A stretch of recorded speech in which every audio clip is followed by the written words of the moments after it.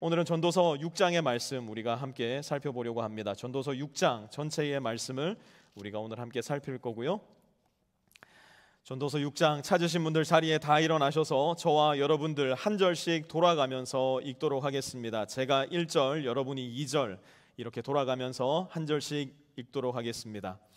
나는 세상에서 또 한 가지 잘못되고 억울한 일을 본다. 그것은 참으로 견디기 어려운 것이다.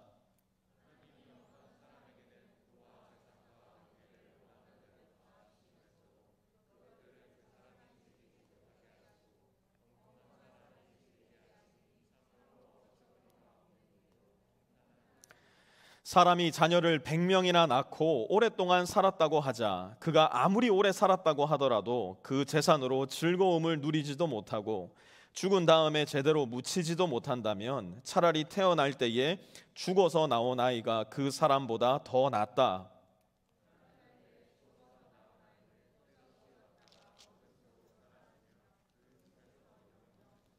세상을 보지도 못하고 인생이 무엇인지 알지도 못한다. 그러나 이 아이는 그 사람보다 더 편하게 안식을 누리지 않는가?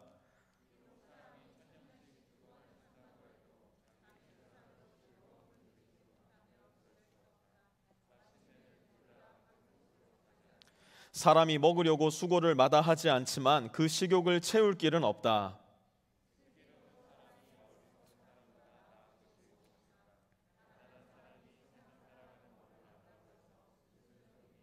이것 또한 헛되고 바람을 잡으려는 것과 같다. 가지고 있는 것으로 만족하는 것이 욕심에 사로잡혀서 헤매는 것보다 낫다.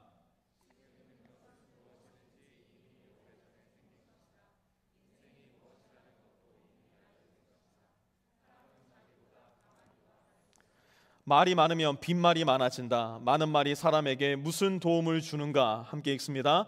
그림자처럼 지나가는 짧고 덧없는 삶을 살아가는 사람에게 무엇이 좋은지를 누가 알겠는가? 사람이 죽은 다음에 세상에서 일어날 일들을 누가 그에게 말해줄 수 있겠는가? 아멘. 자리에 앉으시고요. 겨울철 한국에서 김이 모락모락 나는 하얀 찐빵 드셔보신 적 있으십니까? 한국은 겨울철이 되면 이렇게 슈퍼마켓 앞에다가 동그란 호빵통을 만들어 놓고 거기에다가 단팥 호빵도 넣어 놓고 야채 호빵도 넣어 놓고 그렇게 팔지 않습니까? 이렇게 지나가다가 호빵이다, 드디어 겨울이 왔구나, 하나의 호빵 하나 사가지고 설레는 마음으로 호 불면서 새하얀 호빵을 앙 물었는데 안에 팥이 없어요. 그때 여러분 느껴지는 그 당혹스러움, 또 하필이면 이미 버스를 탔네? 이제 그 슈퍼마켓에 돌아갈 수가 없게 된 거예요. 그때 느껴지는 그 분노, 혹시 경험해 보신 적 있으신가 모르겠습니다. 호떡도 마찬가지죠. 길거리에서 호떡 하나 사가지고 와 맛있겠다 호 바람 불어가면서 시켜가지고 한 입 앙 깨물어 물었는데 안에가 빈 거예요. 흑설탕도 없어, 땅콩도 없어. 그때 느껴지는 실망감은 뭐 말로 표현할 수 없을 정도죠. 그냥 밀가루만 먹는 겁니다. 옛날 어떤 한 유명 배우가 이 유명 영화에서 대사를 해서 굉장히 유명해진 말이 있지 않습니까? 맷돌을 돌리려고 하는데 맷돌에 뭐가 없어요? 손잡이가 없는 거야. 근데 그 맷돌 손잡이의 이름이 어이래요. 어이. 근데 이것도 사실은 틀린 말이라고 하기는 하는데요. 어쨌든 그 영화에서는 어이라는 이야기를 하는데 이 손잡이가 없을 때 무슨 이야기를 하냐? 어이가 없네라는 이야기가 거기에서 나왔다는 겁니다. 왜 이런 일이 생길까요? 이건 그냥 실수한 겁니다. 호빵 만들 때 안에다가 팥을 빠뜨린 거고요. 호떡 만들 때 안에다가 호떡 속을 깜빡하고 못 넣은 거예요. 어이 뭐 쓰다 보면은 달아가지고 빠질 수도 있는 거 아니겠습니까? 까짓 거 호빵이야, 돌아가가지고 바꿔주세요 하면 되고, 호떡도 그렇게 하면 되고, 어이야 다시 만들어서 끼워 넣으면 되는 거 아니겠습니까? 그런데 이렇게 아이들을 키우다 보면 조금 당혹스럽고 또 한편으로는 재밌는 일들이 여러 차례 생기는 것을 발견하게 됩니다. 찐빵을 H마트에서 사와가지고 전자레인지 돌려서 자 이제 먹어 했는데 옆에 보니까 뭐 하고 있냐면 반 잘라가지고 안에 있는 단팥을 다 빼고 있는 거예요. 뭐해? 이거 검어서 먹기 싫대요. 검정색이라 기분이 안 좋대. 그리고 이렇게 입속에 넣었을 때 입이 미끌미끌거려서 그 느낌이 싫대. 뭐만 먹어요? 그 밀가루 하얀 것만 먹고 있는 겁니다. 정말 속이 뒤집어지지 않겠습니까? 그렇게 먹으면 안 되는 건데, 이거 정말 가련한 건데, 이거 정말 어리석은 건데 그 맛을 모르니 하얀 밀가루만 먹게 되는 경우도 생기더라는 겁니다. 그때 우리 부모의 마음속에서 일어나는 대사가 뭡니까? 어이가 없네, 이런 대사가 자연스럽게 나오는 것 아니겠습니까? 그런데 가만 보면 이렇게 어이없는 일들이 우리의 삶 가운데서도 아마 대단히 자주 일어나지는 않을까. 우리는 우리의 인생을 한번 돌아봐야 할 것입니다.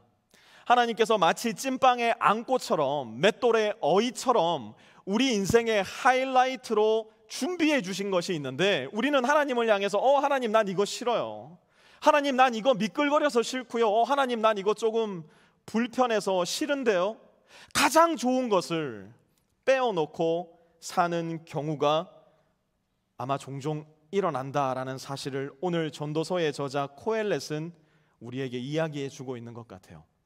오늘 말씀을 함께 배워나가는 가운데 혹 내 삶에서 하나님께서 넣어주신 단팥 같은 하이라이트 내가 다 끄집어내 빼어놓고 살고 있지는 않을까. 하나님께서 끼워주신 어이라는 손잡이, 이거 내팽겨 쳐버리고 돌 자체를 돌려버리는 어리석음을 범하고 살아가고 있지는 않을까 한번 점검해 볼 수 있었으면 좋겠고요. 더 나아가서 어떻게 하면 이 단팥 다시 찾아올 수 있을까? 어떻게 하면 이 어이 다시 꽂아 제대로 사용할 수 있을까? 한번 생각해 보는 시간 가졌으면 좋겠습니다. 첫 번째로, 어이없는 인생. 어떤 인생일까?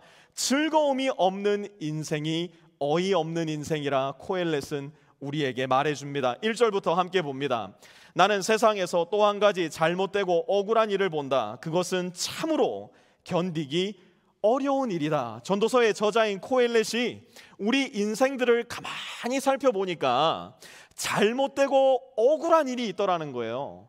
이걸 계속 보고 있으려니까 아이고 속 터져 참을 수가 없는 거예요. 그 일이 무엇인가? 2절 보세요.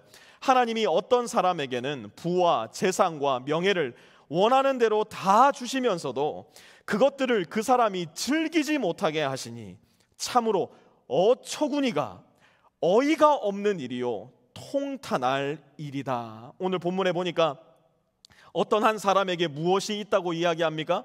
부와 재산과 명예가 있대요. 그 당시 축복의 삼박자라고 여겨졌던 부와 재산과 명예가 딱딱 맞아떨어진 거예요. 그런데 이 사람에게 문제가 하나 있었어요. 그 문제가 뭐냐?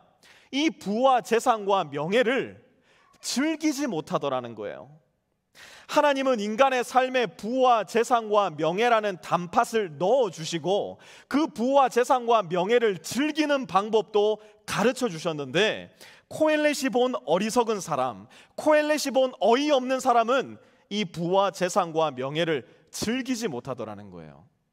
하나님은 우리로 하여금 어떻게 이러한 축복을 즐기게 하셨을까? 하나님은 부와 재산과 명예를 통해서 하나님을 발견하고 하나님을 즐거워하게끔 우리에게 단팥 같은 부와 재산과 명예를 주신 거예요. 다시 한번 잘 들으세요. 부와 재산이나 명예 자체를 우리가 즐기는 게 아니고요, 부와 재산과 명예를 통해서 아하, 하나님이 계시는구나, 하나님이 나를 사랑하시는구나, 아하, 하나님은 좋으신 분이구나, 이 부와 재산과 명예를 통해 우리는 하나님을 즐기도록 지음받은 존재라는 거예요. 여러분, 정말 신기하고 또 때로는 당혹스럽기까지 한 사실이 있는데 그게 뭔지 아십니까? 누군가에게, 또 여기 있는 여러분들에게도 제가 여쭈었던 질문이긴 한데요, 여러분이 가장 즐거웠던 때가 언제입니까? 라고 물어보면요, 의외의 대답이 돌아올 때가 제법 많이 있어요. 목사님, 제가요 돈을 이만큼 뻥튀기 해가지고 정말로 부자가 되었을 때 행복했어요.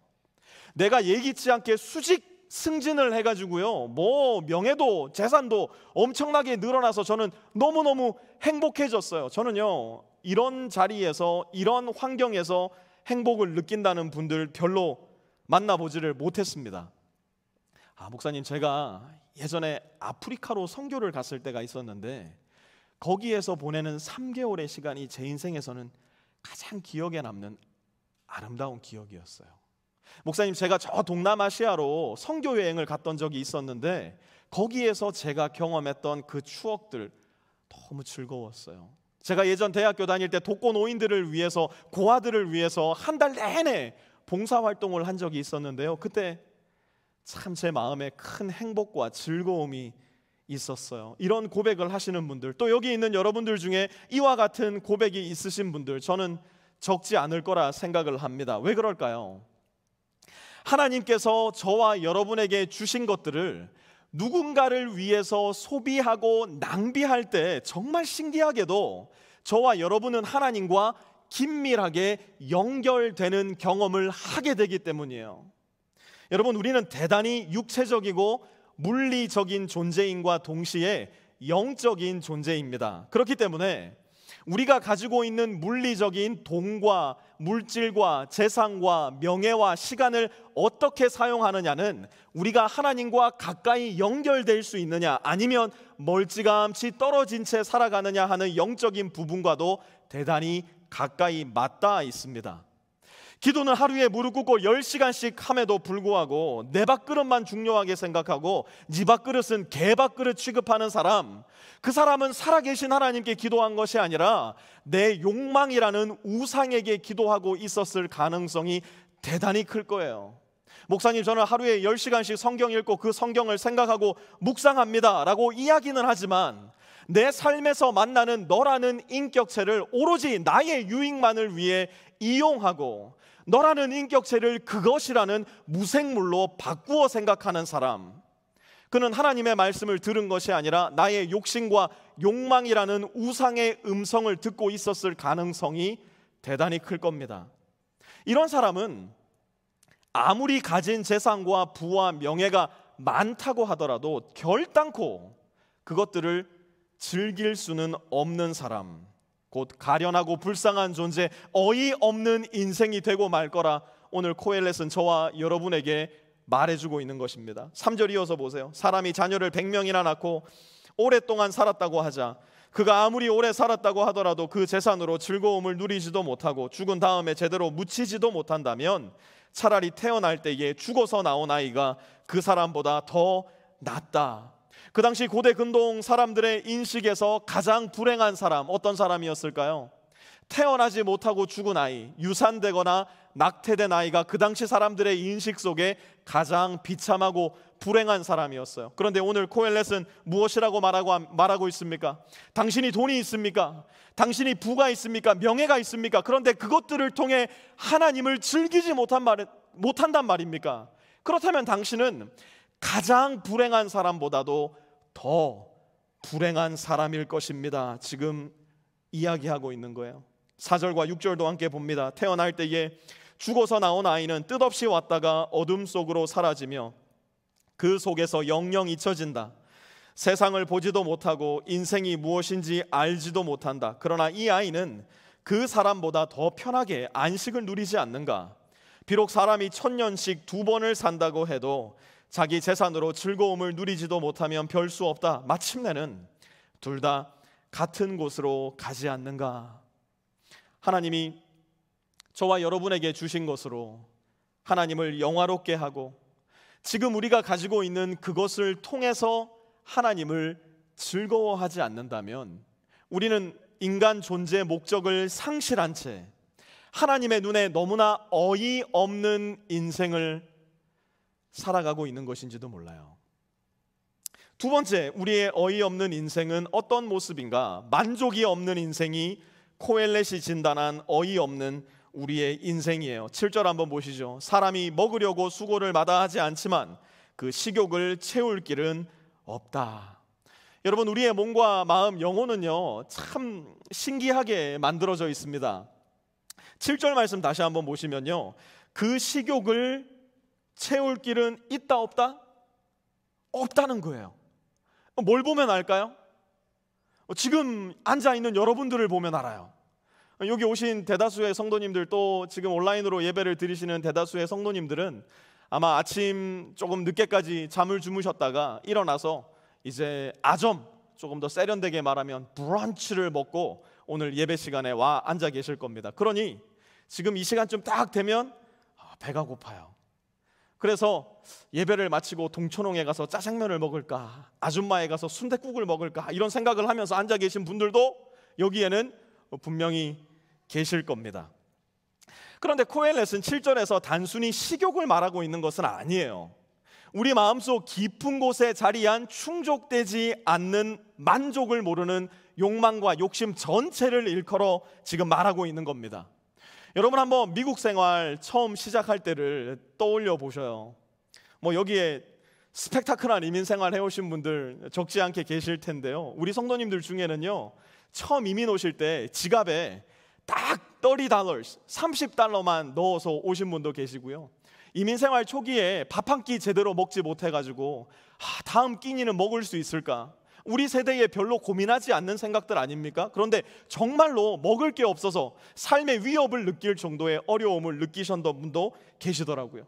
한 성도님이 어느 날 저한테 어떤 식당을 같이 가면서 이런 이야기를 하셨어요. 목사님, 저기 이렇게 밖에 나와가지고 밥 먹는 데 있죠? 예, 있는데요. 저는 옛날에 저런 사람들 보면 도대체 저 사람들은 어떤 사람들이길래 저렇게 고급 레스토랑을 가서 밥을 먹나 라는 생각을 했습니다. 그러면서 저를 거기 데리고 가서 같이 밥을 사주셨어요. 그래서 제가 물어봤어요. 집사님, 요새는 이런 데 자주 오셔요? 별 부담 없이 오셔요? 그랬더니 하는 얘기, 아니요. 제가 좀 뜨끔했어요. 또 집사님이 이렇게 큰 돈을 쓰시는구나 생각했는데 하시는 말씀이, 돈은 많은데 시간이 없어서 못 온다는 거예요. 바빠가지고 이제 이런 데 올 시간이 없습니다. 그런 이야기를 하시더라고요.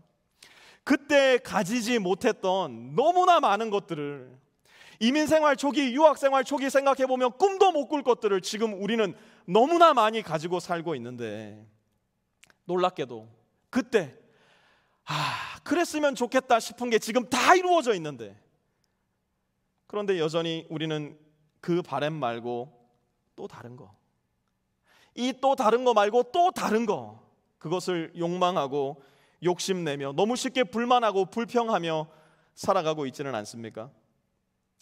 우리는 어떻습니까? 우리는 지금 하나님께서 우리에게 주신 것들, 바로 거기에, 그곳에, 그 사람들 때문에 만족하고 감사하고 계십니까? 이 정말 신기한 일 아니에요? $30 들고 시작한 이민 생활이었는데, 다음 끼니 뭐 먹어야 되나, 쌀독에 쌀이 없어 고민하던 이민 생활이었는데, 이제는 그것보다 훨씬 더 많이, 훨씬 더 좋은 것 가지고 살아가면서도 도대체 왜 우리는 여전히 아니 이거 말고 이거 더 욕망하고 욕심내며 살아가는 걸까요? 이유는 간단해요. 우리의 그 모든 욕망을 완전하게 채워줄 수 있는 그 무언가, 혹은 그 누군가가 진짜로 존재하기 때문이에요.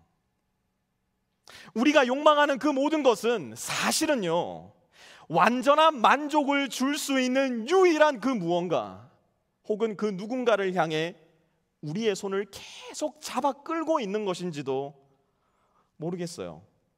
그렇다면 채워도 배고픈 우리의 욕망과 욕심, 이걸 누가 채워줄 수 있을까? 이걸 무엇이 채워줄 수 있을까? 끝도 없이 큰 아가리를 벌리고 더를 외치는 이 내 욕망, 도대체 어디에서 채움받을 수 있단 말인가? 요한복음 6장으로 함께 가봅시다. 예수님이 말씀하십니다. 나는 하늘에서 내려온 살아있는 빵이다. 이 빵을 먹는 사람은 누구나 영원히 살 것이다. 내가 줄 빵은 나의 살이다. 그것은 세상에 생명을 준다. 내 살을 먹고 내 피를 마시는 사람은 영원한 생명을 가지고 있고 마지막 날에 내가 그를 살릴 것이다. 내 살은 참 양식이요 내 피는 참 음료이다. 예수님의 말씀이 좀 이상하지 않아요? 내 살을 먹고 내 피를 마셔라? 이건 뭐 우리더러 뱀파이어가 되란 얘기인가요? 아니면 좀비가 되란 얘기인가요? 이것은 저와 여러분이 진짜 사람이 되어야 한다라는 우리 주님의 초청이에요. 에덴 동산에서 하나님의 말씀을 믿지 못해서 선악과를 왕 베어 물고 하나님을 떠나 죄 가운데 빠졌던 비인간적인 본성을 버리고 예수님을 먹음으로 말미암아 예수님을 마심으로 말미암아, 곧 예수님을 믿음으로 말미암아 진짜 인간됨, 곧 예수의 본성을 다시 덧입어 살아야 된다는 예수 그리스도의 초청이에요.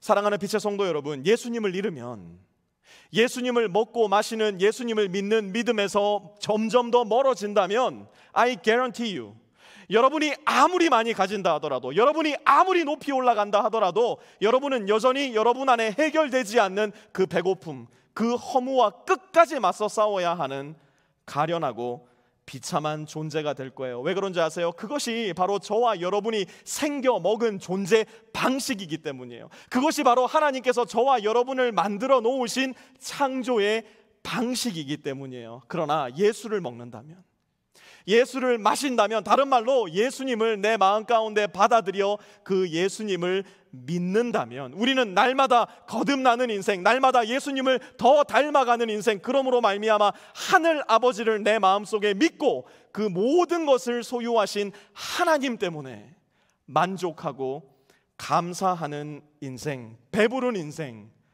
소유하게 될 거라는 것을 오늘 코엘렛은 우리에게 가르쳐주고 있는 겁니다. 세 번째로 코엘렛이 발견한 어이없는 인생은 어떤 인생인가? 죽음이 없는 인생이 코엘렛이 보았던 어이없는 인생이었어요. 10절 한번 보세요. 지금 있는 것은 무엇이든지 이미 오래전에 생긴 것이다. 인생이 무엇이라는 것도 이미 알려진 것이다. 사람은 자기보다 강한 이와 다툴 수 없다. 사람은 자기보다 강한 이 강한 이는 누굴까요? 하나님이에요. 코엘렛은 이야기합니다. 가장 지혜로웠다는 코엘렛의 이야기예요. 사람은 자기보다 강한 하나님과 무엇을 못한다고요? 다툴 수 없다는 거예요. 그런데 여러분, 저와 여러분은 우리의 삶 속에서 하나님과 제법 자주 다투면서 살지 않으십니까? 혹 어젯밤 침대 속에서도 하나님을 향해서 마음의 삿대질을 해올리면서 하나님 앞에 불평과 불만하며 하나님과 다툼을 가졌던 분 혹시 이 자리에 계시지 않습니까? 이 다툼은 도대체 어디서 시작이 되었을까? 창세기 3장 11절 한번 보셔요. 네가 벗은 몸이라고 누가 일러주더냐? 내가 너더러 먹지 말라고 한 그 나무의 열매를 네가 먹었느냐? 하나님이 선악과를 따먹은 아담에게 이렇게 물으셨어요. 그러자 아담이 이렇게 대답합니다. 하나님께서 저와 함께 살라고 짝지어 주신 저 여자, 그 여자가 그 나무의 열매를 저에게 주기에 제가 그것을 먹었습니다. 이 말의 의미를 직설적으로 풀어보면 무슨 의미일까요? 내가 선악과 먹은 거 하나님 그거 내 잘못 아닙니다. 하나님이 이 여자를 나한테 주셔가지고 이 여자 때문에 내가 먹게 되었으니 It's your fault, God. 하나님과 다투고 있는 거예요. 죄가 아담의 마음속에 들어가자 가장 먼저 그가 했던 것은 바로 하나님과 다투는 것이었어요. 저와 여러분도 마찬가지 아닙니까? 하나님, 이 여자가 아니라 저 옆집 여자였다면 제 인생이 이렇지는 않았을 것 같은데요. 하나님, 지금 제가 가지고 있는 이 잡 말고 내 친구가 가지고 있는 그 잡이라면 내 인생 조금 더 살만할 텐데요. 하나님, 제가 코리안 시리즌이 아니라 아메리칸 시리즌 독수리 날개 가지고 있다면 제가 그야말로 인생의 날개 단 사람이 되었을 텐데요. 여러분 잘 들으세요. 내 아내에게 문제가 있는 게 아니에요. 아멘. 저는 아멘 했어요. 내 잡에 문제가 있는 것도 아니에요. 아멘. 때로는 목사인 저의 이 시간을 제가 불평할 때가 있어요. 여러분들 앞에도 하나님 앞에도 회개할 일이에요. 제가 오늘 말씀을 준비하면서 회개했던 부분도 그거예요. 내 잡이 문제가 아니구나. 내 소명이 문제가 아니구나.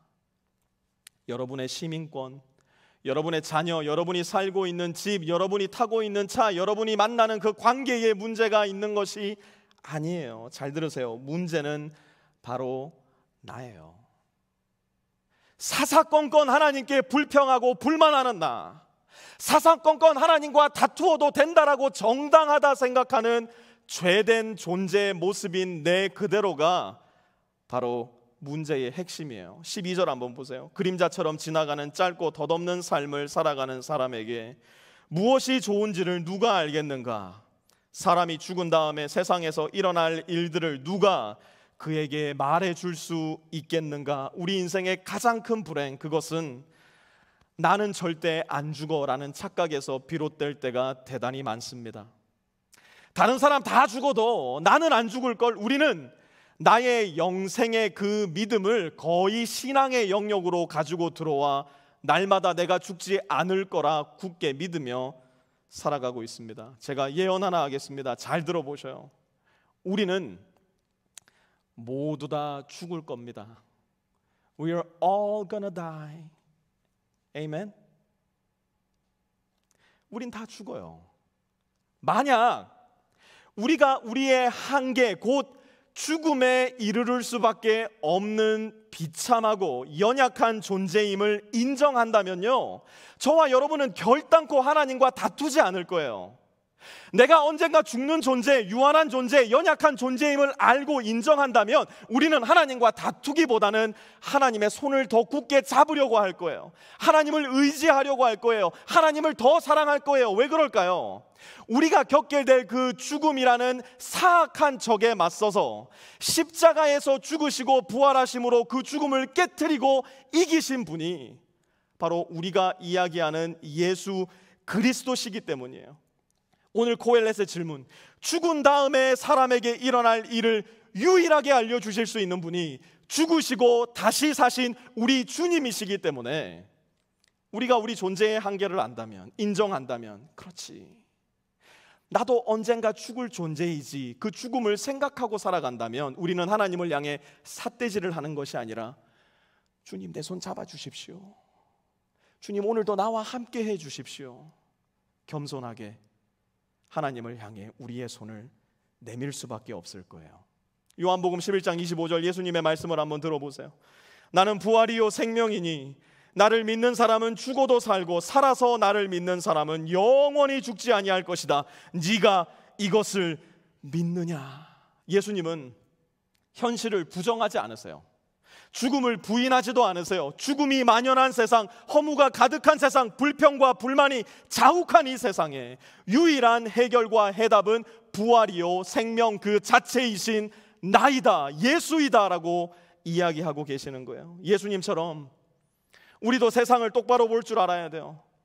우리의 운명을 비틀지 말아야 돼요. 부인하지 말아야 돼요. 외면하지 말아야 돼요. 있는 그대로 우리의 현실을 직시할 수 있는 용기가 필요해요. 우리 모두는 다 죽습니다.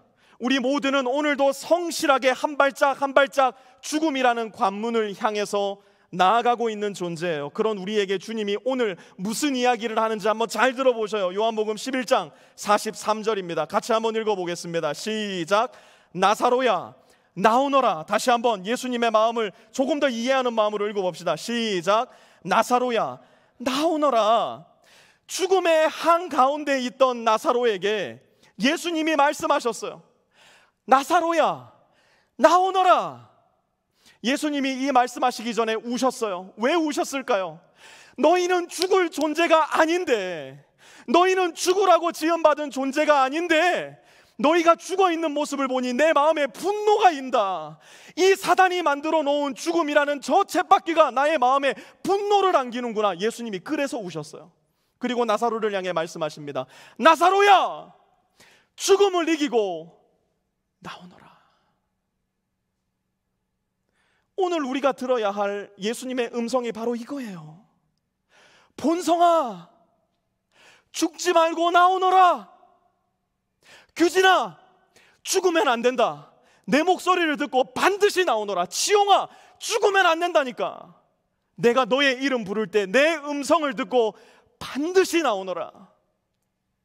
이 음성을 듣고 주님 앞으로 나올 때 우리도 예수님 안에서 죽음을 이기고 영원한 생명을 소유한 참 사람으로 거듭나게 되는 것이에요.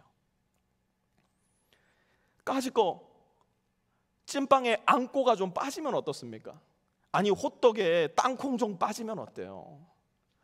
맷돌에 어이가 없으면 끼워 넣으면 될 거 아닙니까? 그러나 저와 여러분의 인생 가운데 예수님이 지금 계시지 않는다면, 내가 아직까지도 나에게 손 내밀어 주시는 그 예수 그리스도의 손을 붙잡고 있지 않다면, 우리가 예수님의 살과 피를 먹고 마시지 않는다면 우리는 결국 방황하며 길 잃은 무력한 고기 덩어리가 되어서 우는 사자같이 두루 돌아다니며 삼키는 사탄의 밥이 되고 말 거예요. 사랑하는 빛의 성도 여러분, 밥이 되지 마시고 밥을 드십시오. 참 음료요, 참 양식인 예수 그리스도를 먹고 마심으로 말미암아 예수님의 생명의 초청을 여러분의 것으로 만드십시오.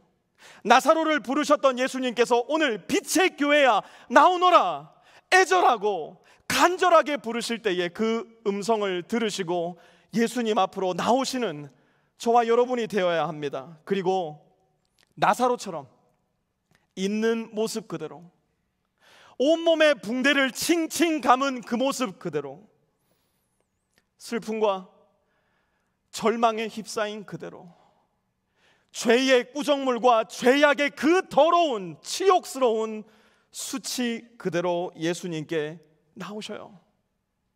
내가 있는 곳이 어디든, 지금 나의 상황이 어떻든, 내가 얼마나 부끄러운 죄를 지었든 예수님이 덮지 못할 죄가 없으시고 예수님이 해결하지 못할 절망과 죽음이 없으시니 오늘 여러분들의 마음에, 영혼에 누구야 나오너라 그 음성이 들린다면 사랑하는 성도 여러분, 나오십시오. 생명의 양식을 먹으십시오. 생명의 음료를 마시십시오. 그 음료와 양식을 먹음으로 말미암아 오늘 코엘렛이 이야기했던 어이없는 인생이 아니라 예수가 있는 인생, 즐거움이 있는 인생, 만족이 있는 인생, 영생이 있는 인생, 저와 여러분의 인생 될 수 있기를 좋으신 우리 구주 예수 그리스도의 이름으로 축원합니다. 우리 오늘 들은 말씀 기억하시면서 말씀을 거두는 기도 이렇게 함께 기도하기 원합니다. 하나님을 즐거워하지 않고 하나님으로 만족함이 없어진 어이없는 내 인생을 돌아봅니다.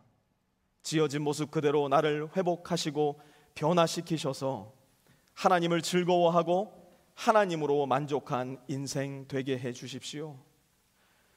누구누구야 빛의 교회야 부르시는 주님의 음성에서 내 이름을 듣게 해 주십시오. 그 주님의 음성이 들려와 오늘 주님 곁으로 더 가까이 가게 해 주십시오. 우리 조용한 목소리로 함께 말씀을 거두는 기도 주님께 올려드리겠습니다.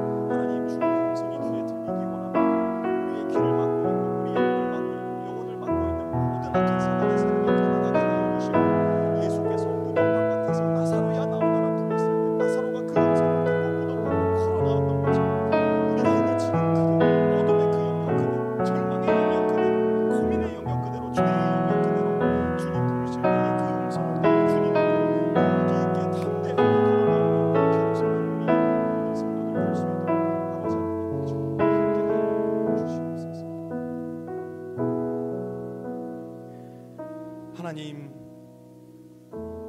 참 많은 것을 가지고 참 많은 것을 소유하며 살아가지만 참 희한합니다. 여전히 만족이 안 됩니다. 여전히 허전합니다.